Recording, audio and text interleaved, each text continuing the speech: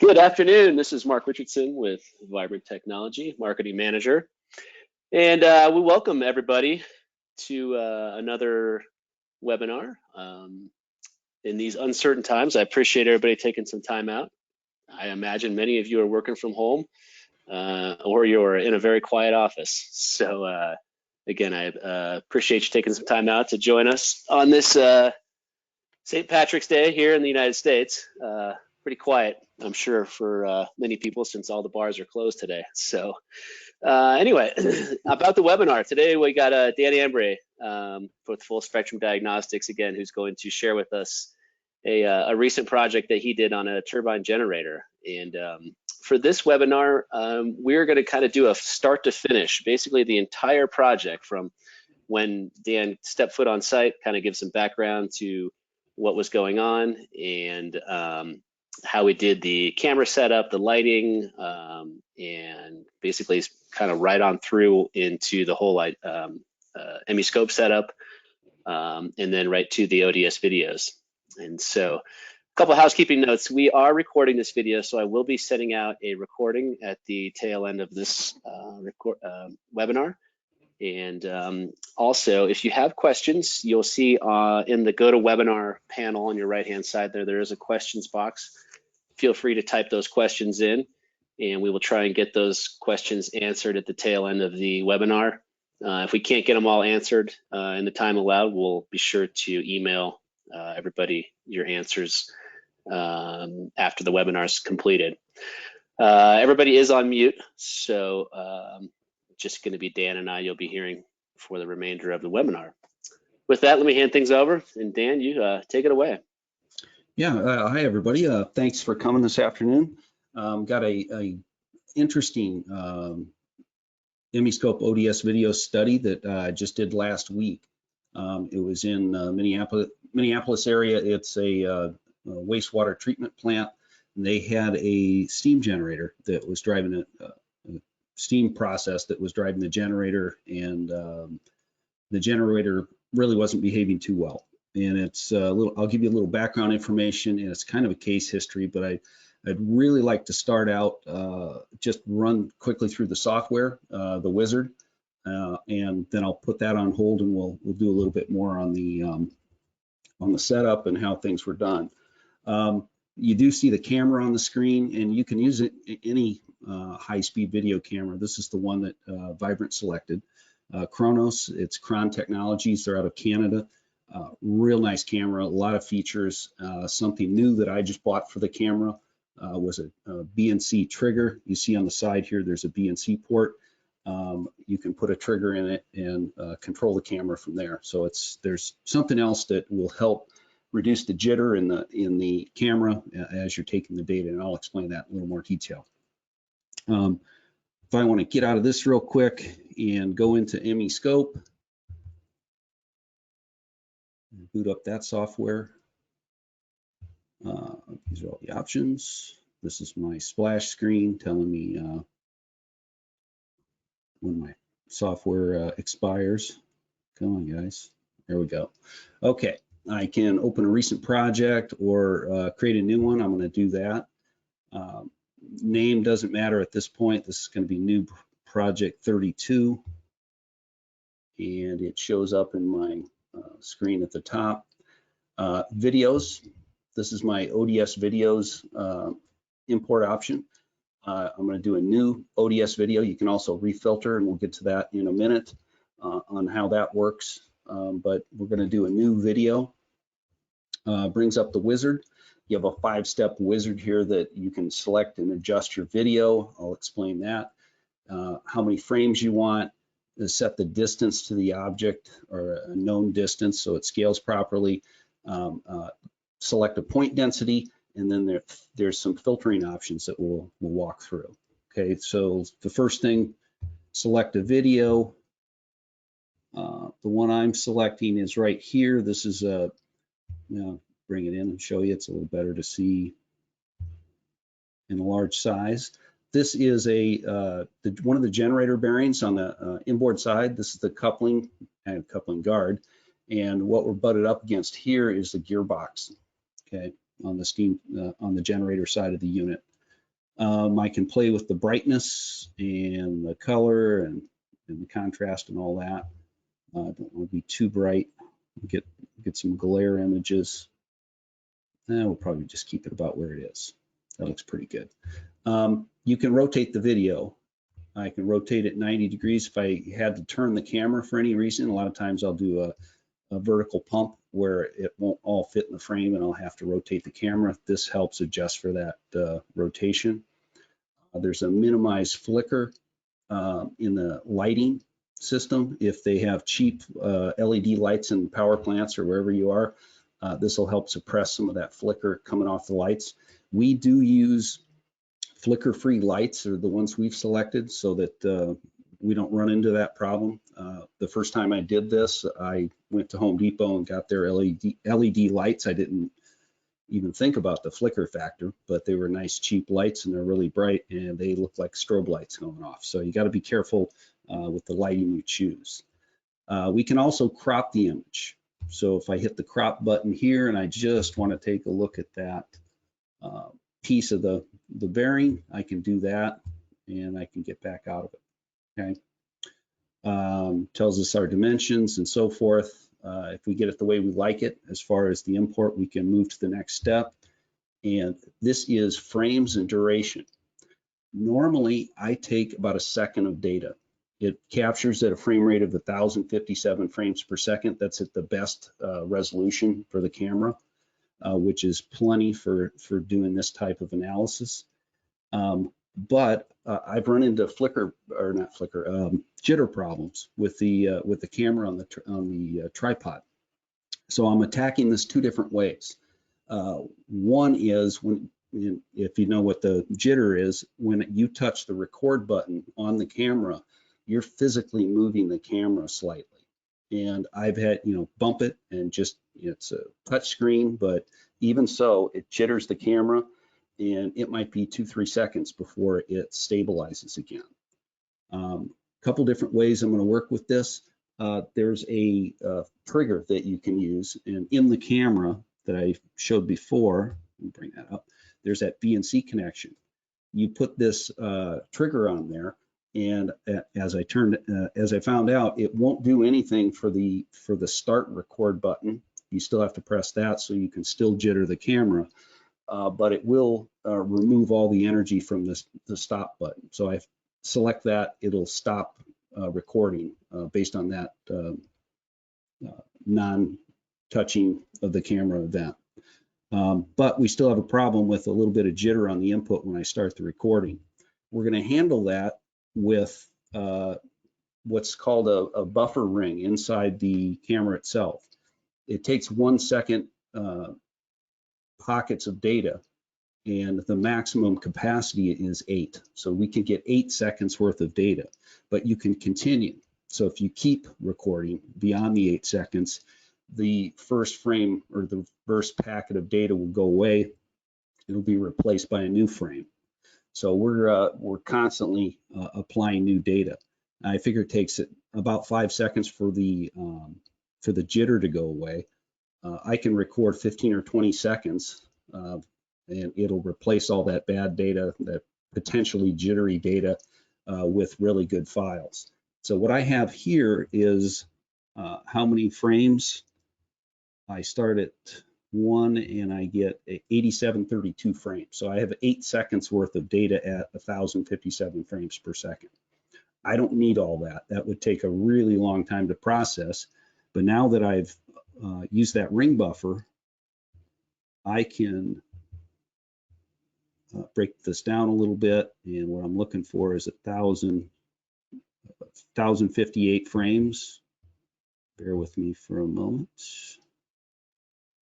And I want to do this. Going the wrong way. There we go. So we have total frames. I have 1,058. There's 1 second worth of data.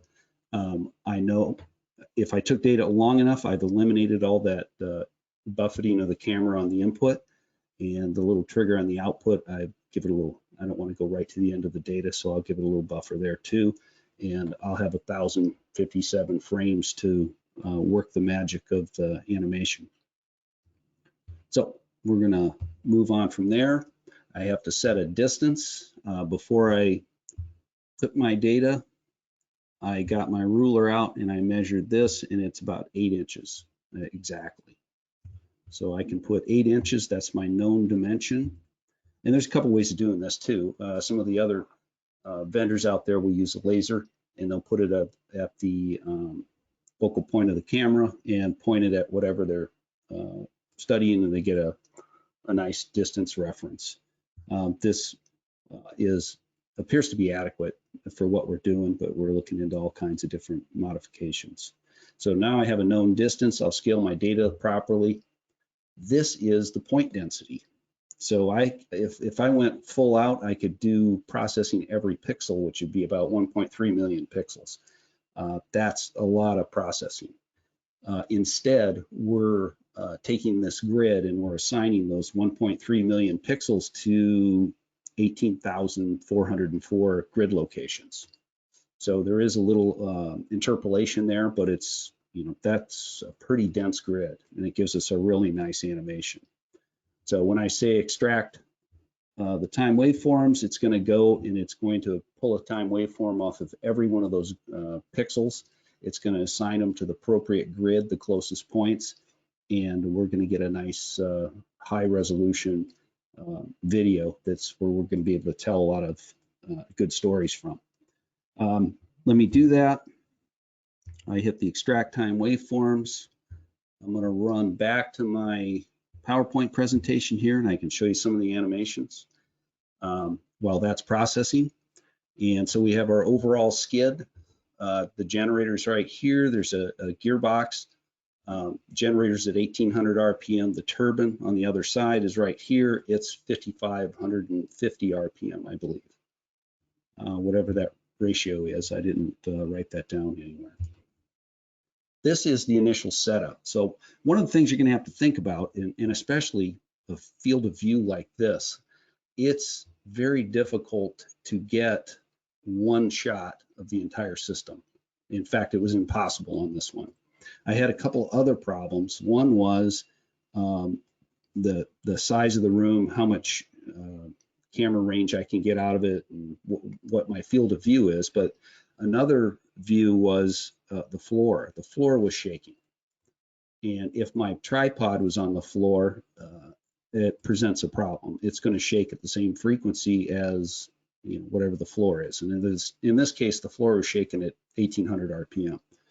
There was an expansion joint for this isolation slab that the equipment was sitting on. So I had to go outside that expansion joint, which I could do pretty well. It was a little difficult to play with logistically, but I did get some really good shots of this unit. This is what I was after as far as taking a good number of measurements and an adequate number of measurements. So there's 12 different locations here that I took data. I didn't take any data up on this side of the turbine because there was all kinds of piping and controls and gauges and all kinds of things that were in the way. So that's another fun deal with any real life situation is you don't have access to everything all at once. So I had to take pieces. So I'm looking for this coupling motion. So the generator bearing and the gearbox bearing and what's going on here. We were going to remove the coupling guard, but there was all kinds of safety issues and paperwork we'd have to do. So that kind of went to the wayside. So I got a couple good shots in here. I'm trying to get both housings in here so I can see how they're moving with respect to each other. And there's another little thing I was playing with, Mark and I were discussing before I came on, was some orbit analysis that you can do in here. Not orbits of the shaft, but you're getting XY data and you can plot it versus each other and see what the circular response is. And I'll show you that later. Number 3 here was I want to shoot this foot. So in vibration analysis, especially the visual stuff like this, we have to prove that foot and that foot and that foot, and they're all not moving, or they're not moving. They're not loose. They're not shimmed improperly. There's no soft foot. It's not something that you just assume just because it's all tight and everything. You have to prove it, and this is one of the ways we take a shot at each one of these. So I'm focused in on the foot, the coupling, the outboard generator foot, couple different directions on this bearing housing on the outboard side, and back to the foot all the way around. I get really good side shots of the gearbox and the turbine, showing me the overall motion. And then this final shot, I was on a kind of a mezzanine shooting down, trying to see, get a good angle at everything to see if I could move it, see how they were all moving together. So it was some good shots, some wasted shots. I always try to take about twice as much data as I think I'm going to need, but because by the time I'm done processing it, some of it is not real good and others are real gems. If you take enough data, and you'll get a feel for this as you go, it'll be kind of second nature, but you do have to work at it a little bit and keep a thought in your head what you have to prove and what you have to disprove. This is in here, just my contact information if you're interested in that. Little description of the MEscope ODS videos software, and this nice little paragraph. MEscope ODS video is a high-speed video vibration analysis. The video clip is processed with the optical flow algorithm, which enhances the subtle displacements and rescales the amplitudes. The process allows the user to see what the human eye cannot perceive in a video animation, either because the event is too fast, the displacements are too small, or both. So we're running into very small motions. So we have to have strategies to alleviate those problems. And we already talked about camera jitter, getting the right field of view, getting enough measurements, some of the motherhood type things that we're all going to experience down the road. Another thing is the plant personnel, they didn't really have a vibration analyst. They had a guy that took some vibe data every once in a while, but they spoke in mils of vibration, which you may think, well, that's fine because we're shooting video and it's in inches, it's in displacement, which they're used to. That's fine if you're talking about the shaft measurements, but you have to have some type of alarm level that makes sense for what speed we're working with. In vibration, displacement changes with frequency. So at 1800, my alarm level is a little over 3 mils peak to peak of vibration. That same system, the turbine's moving at 5550 RPM. Its alarm level is 1.25 mils peak to peak. So about half, a little less than half of what the other alarm was. And the only thing changing is the speed. Okay. Displacement unit is chosen to be a better indication of vibration severity when expressed as a percentage of internal clearances. So if I have prox probes, I'm looking at the shaft. I'm looking at the displacement of the shaft through a magnetic probe that senses the distance from the probe. It's a magnetic flux indication, which can be calibrated. And the reason we're looking for changes in internal clearance is because we start having problems with oil film stability and the potential to wipe or rub the bearing when displacements on the probes are a little higher than 50% of the internal clearances of the bearing. So it's really good to know and get a good idea of what those shaft measurement deflections are. We also can take vibration data, which they were at the plant. They were using magnetic transducers. They were taking bearing measurements, X, Y, and Z. In this case, typically you'd use a velocity parameter to look at your data to gauge the sensitivity of it. So I just wrote down a couple of things here. The graphic to the right is how to set up a frequency band alarm, and it's a little stair step threshold that you set up for your vibration measurements. So typically your 1 times RPM falls in here in the tallest bin, and 2 times and 3 times, so your low-level harmonics, and then these broad areas out here are for typically rolling element bearing failure in the higher frequency ranges. And I have a couple of prescribed, I guess, good indicators of what's bad in what type of machinery. Generators, 1800 RPM generator, about 0.25 inches per second is a level that you should, a threshold level you should think about as far as good or bad. In a gearbox, you bump that up a little bit because you have multiple shafts in there, and somewhere on the order of 0.35. For turbines, this high-speed steam turbine, about 0.3 inches per second is typical. And lastly, this is a little more arbitrary based on my experience, but foundation measurements. The slab that we talked about that was moving a little bit, well, it was moving a lot more than what the expected level is. We're expecting 0.05 inches per second, and we're getting maybe 3 times that. Okay, so it gives you an indication, hey, something's going amiss. Let's take some more data, take another video, try to discover what that problem is. Okay, this is a little graphic showing you some of the pieces of equipment and tight quarters that we were in. This is the generator inboard bearing, the coupling guard that we talked about, the gearbox, and then out here is on the other side of the gearbox is the steam turbine. It's sitting on an I-beam frame, I think about 18-inch I-beams all the way around. It's grouted, bolted and grouted into the floor. That slab, I'm not sure how thick that slab was, but it is supported by 8 pillars or columns in the basement level. So we went down there and looked at that, and we found some surprising results. We'll get into that in a moment. A little historical background on this. Historically, it's had a rough response during startup and operation. Some accounts suggested that elevated vibration at the generator inboard bearing, and it was in the axial direction. So anytime vibration's in the axial direction, you have to think of maybe half a dozen different things it could be. Typically misalignment, looseness, bent shaft, cocked bearings, things like that. Some of the other issues, one of the rebuilds that they did, there was a light rub in the thrust bearing, which was the inboard generator bearing, and it's an axial, obviously axial direction to the shaft was the thrust bearing.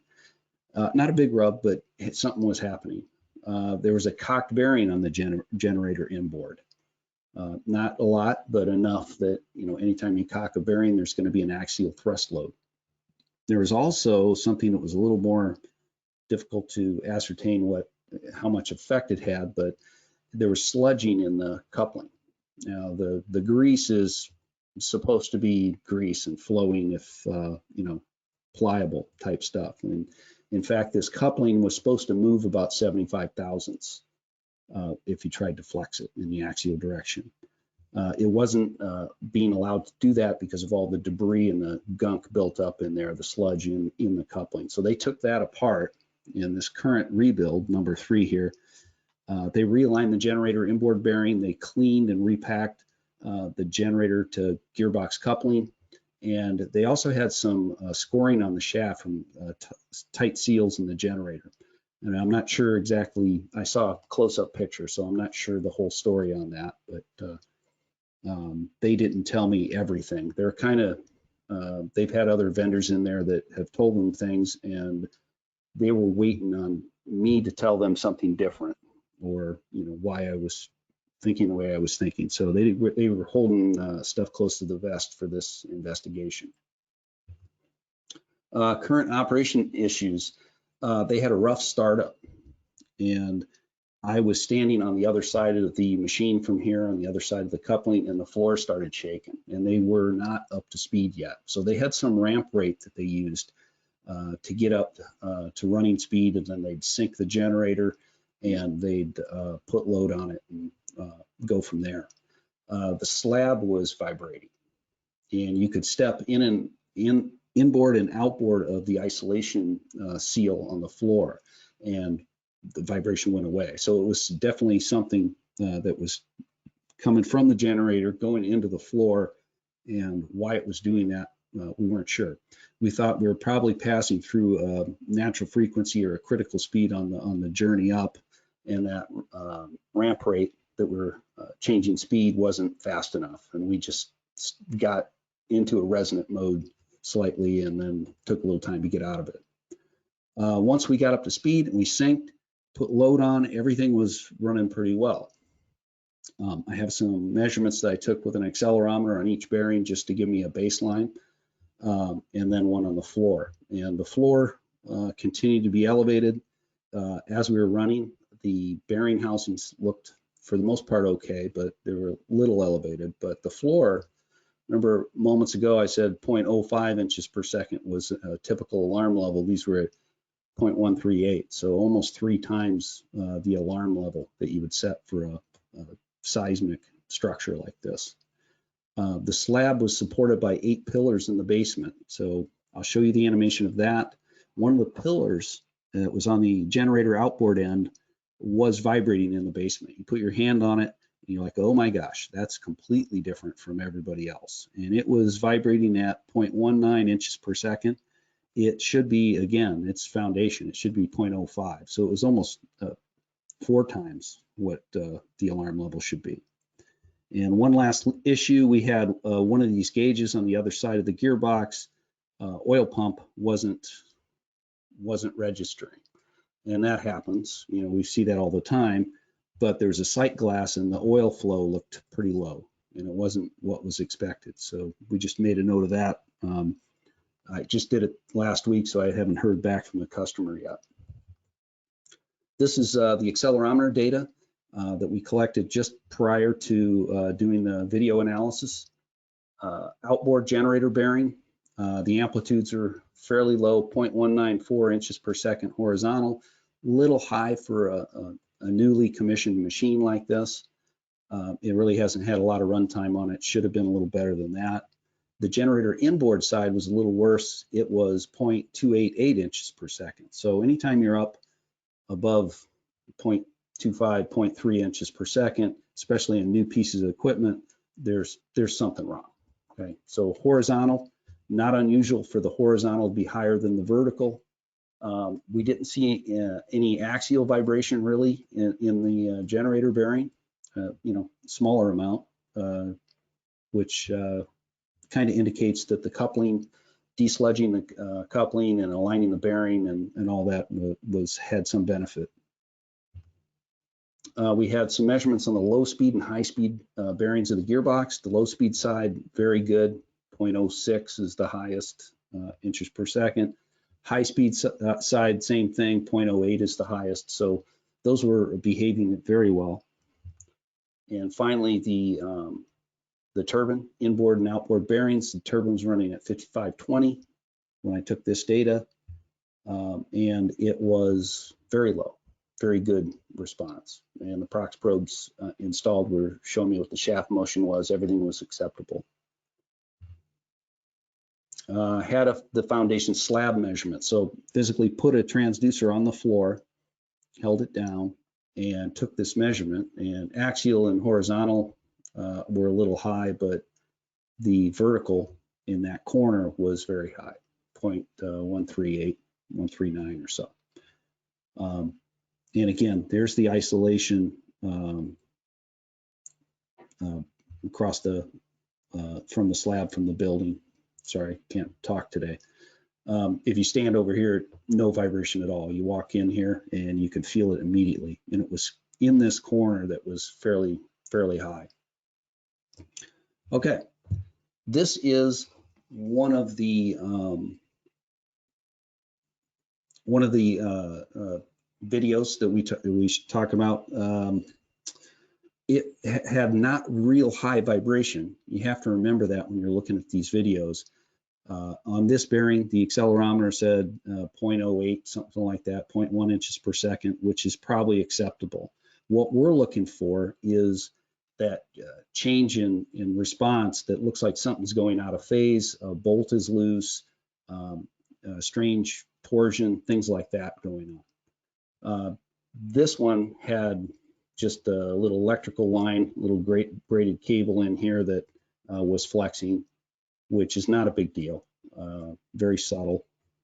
There are some tags or something up here. You can see one of them that was moving, not bad. This is the proximity probes in there, and they're just cantilever beams basically going along for the ride. They look fine, and everything's pretty low in vibration. I didn't put a scale on this one. I probably should have, but it would have been really low. So that one didn't look too bad. There's my reference. I have some tape. This dimension was 8 3/4 inches, and it was going to be in a good plane to look at that. So ahead of time, I took some measurements and made sure I had one that's going to fit my view. This is the inboard side of the generator. And you see a couple of things. It looks like there's some vertical motion and maybe a little bit of axial motion in here. I turn on my contour colors, and it overlays different levels of response. But what I'm really looking for is things that aren't uniform. And here I have a joint, all these joints here, and everything's moving together. There's no out of phase behavior. So that's good. That's telling me, you know, if half the bearing was moving in one direction and the other half the other direction, I would have an out of phase motion and it would look like a cocked bearing. Had no evidence of that here. The one thing I did want to do, I wanted to remove this coupling guard and shoot a video of the coupling itself. And even if you can't get a clear image of it, you'll be able to slow it down with the high speed, and you'll be able to see a waviness to the motion. If there is a misaligned coupling, you should be able to see it. It's an expensive strobe light analysis if you're just using a camera for that. But we couldn't do it because of safety issues. This is the other side of the machine. I'm looking at the same bearing, and it gives me a little better look than the other ones. You can see the vertical and also the axial, mostly a vertical bounce in this bearing housing, and everything's kind of going with it. Even the piping is connected to the generator and some pump here, so everything's moving in sync basically. There was another thing that I've been playing with, and one of the features of the MEscope software is that it can do orbit plots. So if you have XY data, it can plot X versus Y, and you can get an orbit. And I couldn't get a graphic of that for this presentation, but I'll be putting out some stuff later on that should cover that. I picked a point here, and that's the only point that I gave motion, and I told it its X and Y coordinates, and it started making an orbit right here. So it gives me a better idea how much vertical motion versus how much axial motion. And what I really wanted was not just that measurement. I wanted to have another one over here and do them simultaneously. So I wanted to see if the orbits were out of phase with each other. And as it turned out, this was a nice big orbit when I amplified it. This one was just a small circle. So that's telling me all the motion's in the generator. There was very little motion in the gearbox, and so it's very rare that you'd have a misalignment that would cause a motion like that. Okay, so there must be some other reason for the vertical and the thrusting issue. And I think probably the biggest issue is the base, and I wanted to see what's going on. So every time you do a video analysis, like I mentioned before, you have to prove that the bolted down locations like this generator foot aren't moving independently of the frame or what have you. And if you put it's a little hard to see in the natural light version of this, if there's any lifting in the gap. I don't see any gap opening up, a little bit of distortion, but here in the color contour view, everything's moving together. As I go down all the way, I get to the high range. So, it's less than a mil. of vibration, but it's everything's moving together in phase. So that's what I'm looking for. So nothing's loose, nothing's improperly shimmed, and there's no softwood. Here's the other side of the generator, same sort of idea. This is the corner that I took my measurement on the floor. So right about where my cursor is, I'd be standing on the highest amplitude of the floor vibrating, that 0.15 inches per second, something like that. Again, all these appear to be moving in phase. You know, the colors are a little different. There's a little more motion here than there is over there, but I think you had not a soft foot in the generator to frame attachment point right here, but more in the floor. They're following the lead of the floor a little bit. Not sure how to describe that, but so no looseness, no soft foot, no poorly shimmed feet here.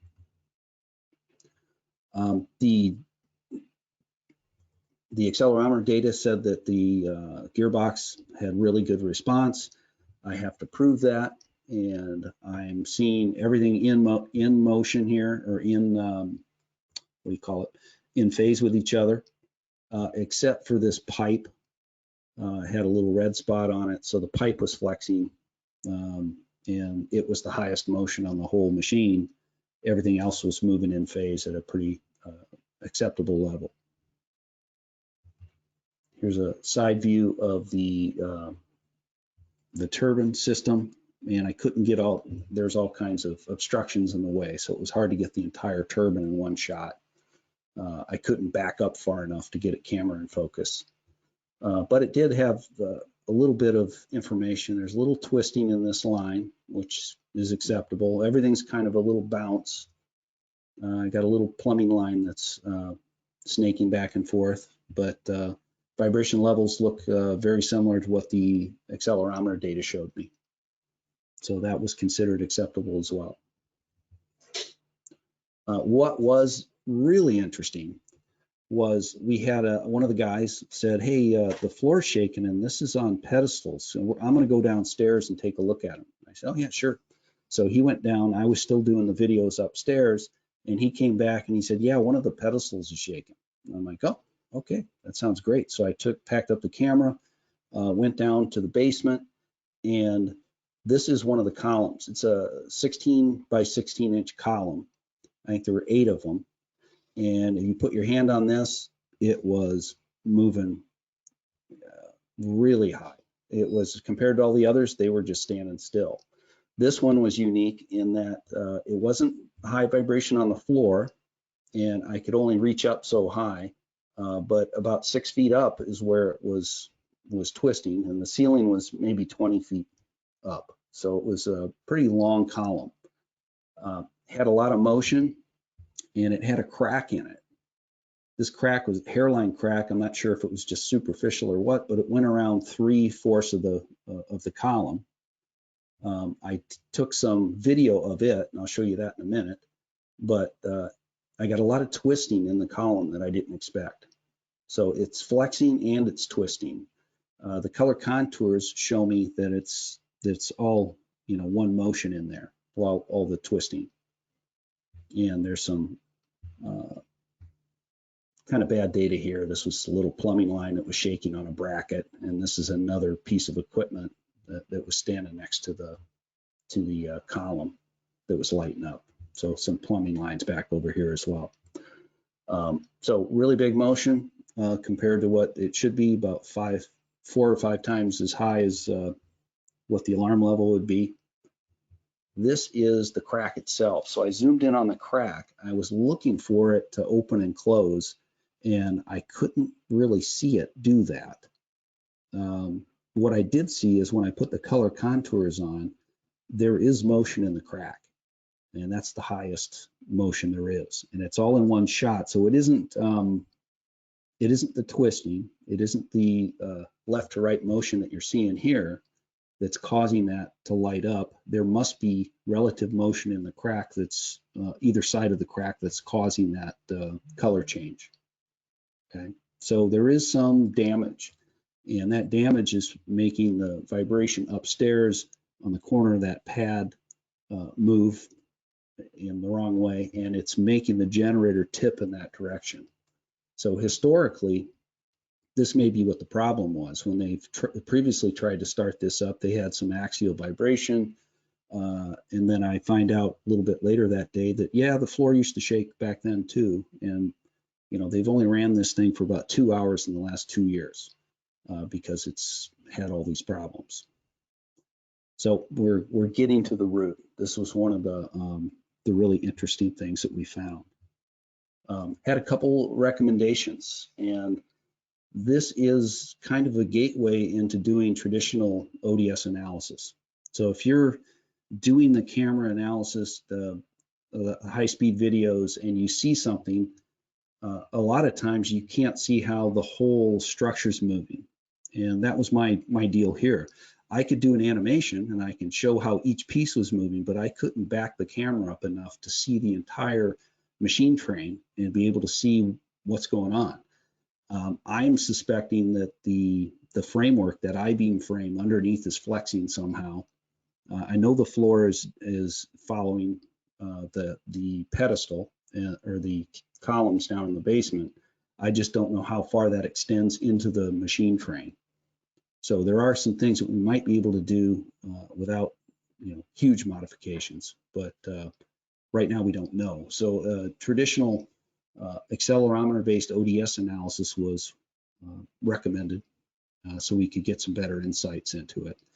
And we want to target the isolation slab, the support columns. I don't want to have just one measurement on the slab. I want to have dozens. So I want to see how that whole thing is moving or sinking or twisting. And also, what would be nice is to perform a transient analysis of the startup and shutdown. That would be have accelerometers in place at all the 4 bearings and have you start up and take data constantly during the startup and have a little waterfall map that shows you as you transition through what I think is probably a structural resonance or a critical speed. Actually, it could be one of the columns down in the basement going into its mode, and that could be one of the root causes for the failure. If we do a good job with the transient analysis, we should be able to recommend a ramp rate during startup that's a little easier on the machine. So we'd go through that resonance in a quick fashion if we had to. I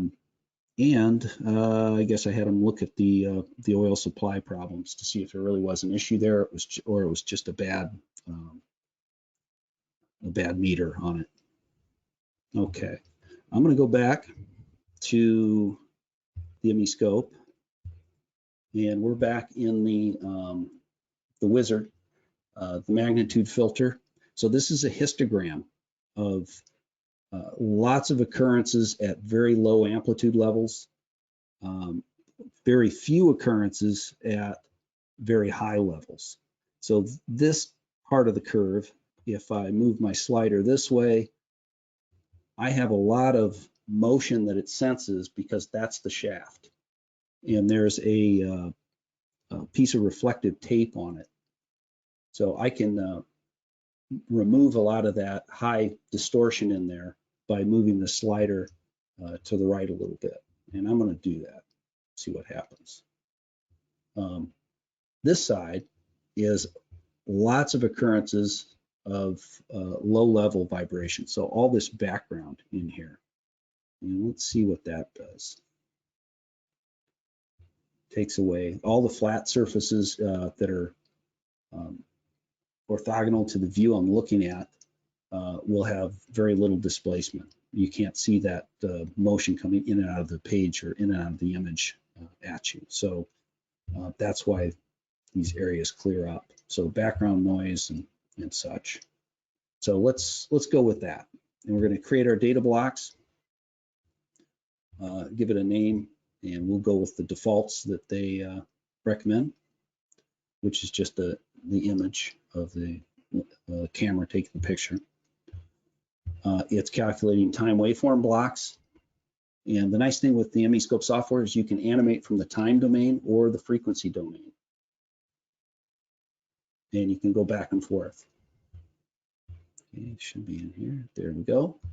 And now it's going to calculate the frequency block. So it's taking the time waveforms, doing a Fourier analysis on them, and then assigning them to the structure. And that takes a couple of moments here.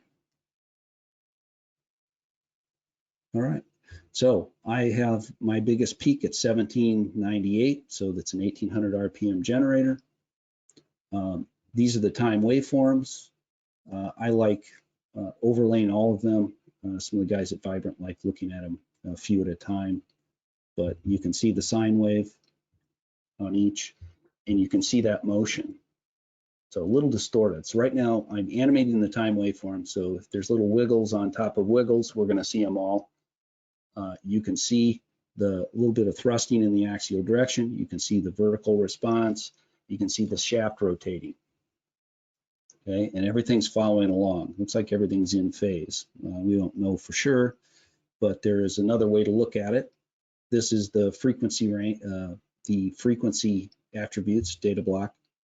And I'll click on that. There we go. And I got rid of some of the motion right here. That's why there's a distortion there. Okay, but this is what's occurring at 1 times RPM of the generator. So mostly vertical, appears to be a thrusting motion. I can't see really what's coming out in and out of the page at me, but I know there's a little bit of motion horizontal as well. Okay. I didn't have enough room to get a bird's eye shot of this, which would have been nice for the horizontal direction. I'm going to refilter since I did that filtering operation in there, and I don't like how it turned out because it's giving me a little distortion. I'm going to go back into videos and refilter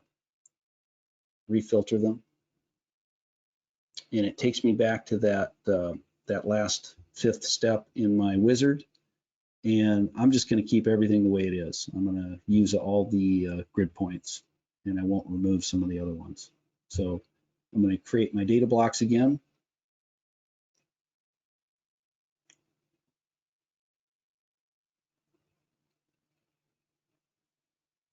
Come on, guys.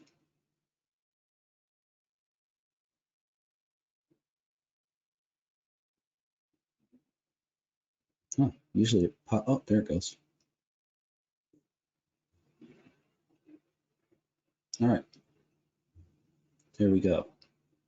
I still have my rotating speed. You can see a little bit of that motion from the time waveform. I can scale it up, and it looks like a slow motion video. And speed it up. I still get a little distortion in there from the shaft reflective tape going by, but you can see everything kind of moving in phase. Let's go to the frequency data block, and I go to the 1800, and my pipe isn't distorted anymore because I didn't remove those grid points. Now I get I think it's better animation. And this is the shot that I took a point here and a point over there and gave it the orbit, the XY data, and told it to animate just those 2 points and amplified that. And I could see a big response here where there was some axial, but mostly vertical in this view.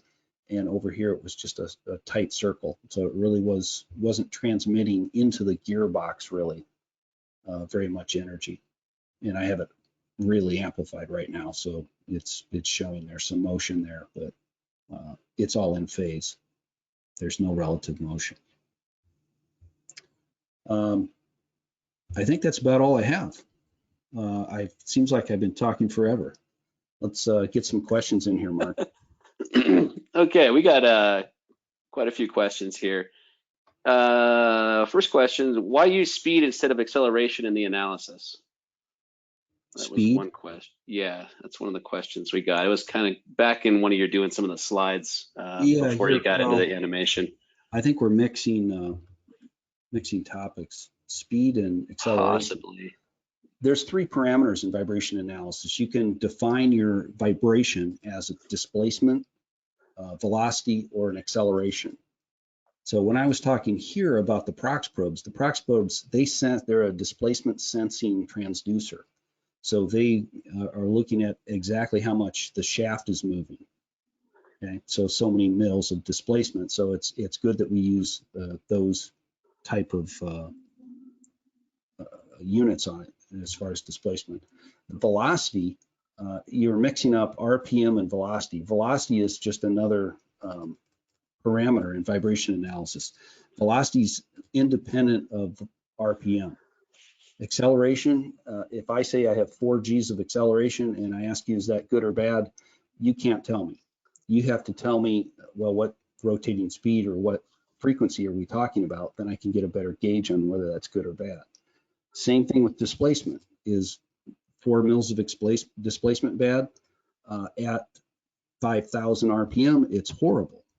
At 300 RPM, it's nothing. Okay, it's dependent on RPM as well, but it's the velocity parameter. It's an energy type parameter for vibration analysis, and it will be flat across a really big frequency range. So your rough idea of good or bad in a velocity measurement is about 0.3 inches per second. If it's above 0.3, it's probably something wrong. If it's below 0.3, you might be okay. Every piece of equipment's different, and all these alarms are statistically set. I just didn't have any guide here. I didn't have any background information on this machine because it really hadn't run very long. So I didn't know what kind of alarm level. So these are statistically set alarms for that. So I think it was just a mix-up between velocity and RPM. Sure. A lot of times I think they're the same thing, but they're not. Okay, another question about animation. I think we answered this one. Is this animation of the time history or from the spectral data if the spectral first order? I think we kind of answered that. That question came up a little earlier in the presentation, but yeah, it's both. So yeah, it's both, right? You can do time waveform or you can do the frequency domain, and you can go back and forth. Okay, which one's better? I like to see the raw data. So this is the time waveform. So if I'm in here, I am seeing the raw motion, and I can amplify that however I want, right? The only thing that you get some distortions in it because you're picking up some of the little things that you don't want to see. If you're in the frequency domain, it freezes the shaft motion, right? You can't see the shaft rotate. In the time waveform, we modulate it with another sine wave so that you can see the rotation. In the frequency domain, we're limited. We can't do that. But it takes away that distraction, that distortion of the shaft spinning in there, and allows us to focus in on what's really important. Otherwise, everything would be scaled to that distortion instead of scaled to the, this is the real motion we want to see. Another question here. This is a good question. What are the frequencies of the bins? They aren't, it's a histogram. So they aren't frequencies. It's, if you think of a histogram, it's number of occurrences, that's the amplitude. And if you've got a bell curve, it's a number of, plus or minus 3 sigma from the average, what have you. So on the low end, you get a lot of occurrences of background noise. So you could have points in here. Let me turn on the spreadsheet or the point sheet. This is all the points that we linked our data to. All this background stuff, it's low-level stuff that really has a high number of occurrences. So when we get rid of that, when we refilter, it'll remove all this stuff that isn't moving in the background, the non-interesting things. On the other end of it, let's say I had this valve, the little gauge on here is vibrating violently compared to everything else. This will show up as a very high amplitude but low occurrence. There's not a lot of grids, thousands of gauges vibrating in here. There's just one. So that's why the high end of that curve has just a few occurrences. So there's really not frequency associated with it. it's just another view of vibration. High levels that are distractions and low levels that are distractions. You're trying to clean up the image. Okay, another question came in. Could I see with video ODS a bending rotating shaft about to have a crack? About to have a crack. Yeah. Well, with the high-speed video, if you know, yeah, go ahead. You can slow it down. Yeah,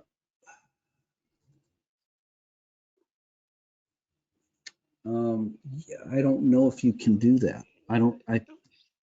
I think you might be able to. Yeah, a bending rotating shaft about to have a crack. You could do it in the time waveform where I don't have an example of that. Yeah. The last webinar, I did an example of a 6-bladed impeller, and it was just a fan, and I pulled the housing off. And so you could see the blades going around. One of them had a big weight on it, and you could watch it go around. And as you pass the cutwater, the obstruction from going into the pump or out the exit, you get a pressure pulsation, and that's blade pass frequency. So every revolution, you get one of those. Every time a blade went to that location, there was a color change. And I'd never seen that before. It's pretty rare that you'd see a fan like this that would have an obstruction big enough to cause a pulse. But in this case, it did. If you want to download one of the, Mark, was it last time or was it the time before? I think it was last time. I think it was last time. Yes, that was a couple weeks ago.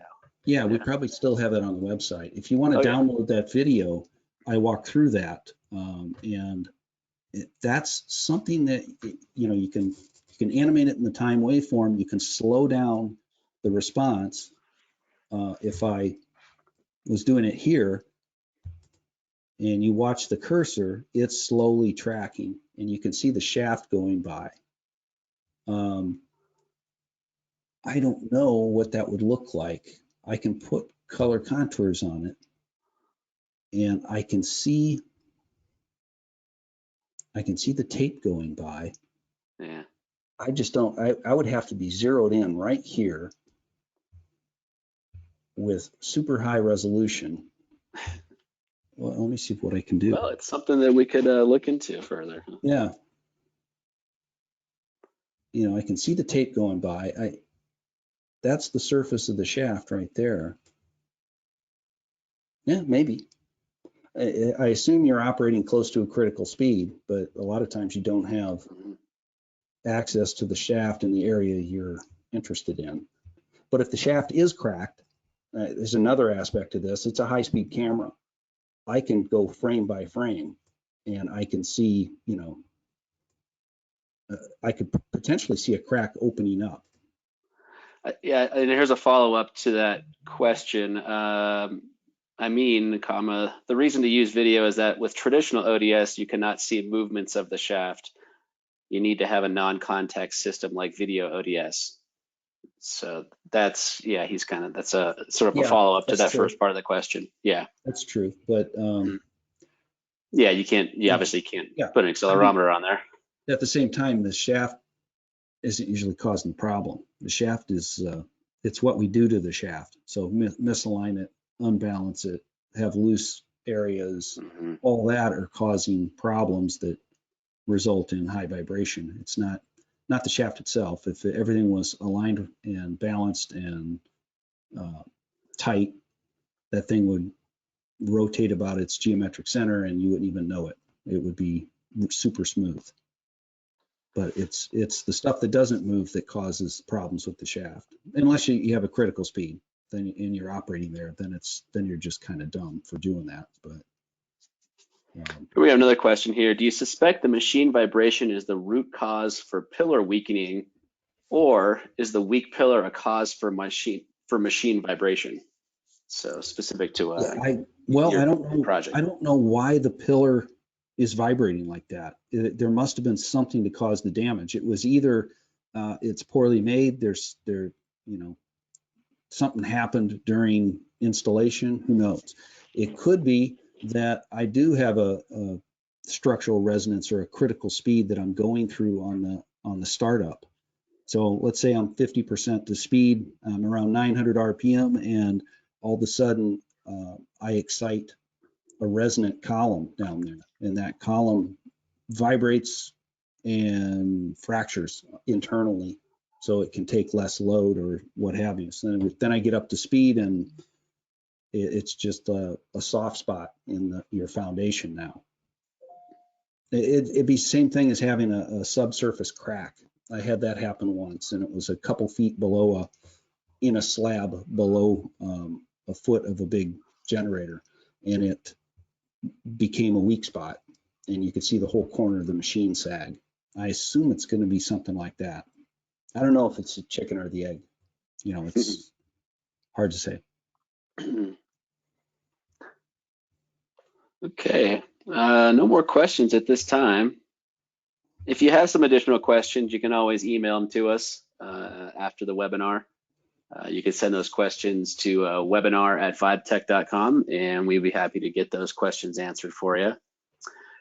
And as I mentioned earlier, we are recording this video, so I'll be sending out the recording to everybody that registered for this, and you can view a recording. And you can get other recordings on the website, right? That's true, yes, yep.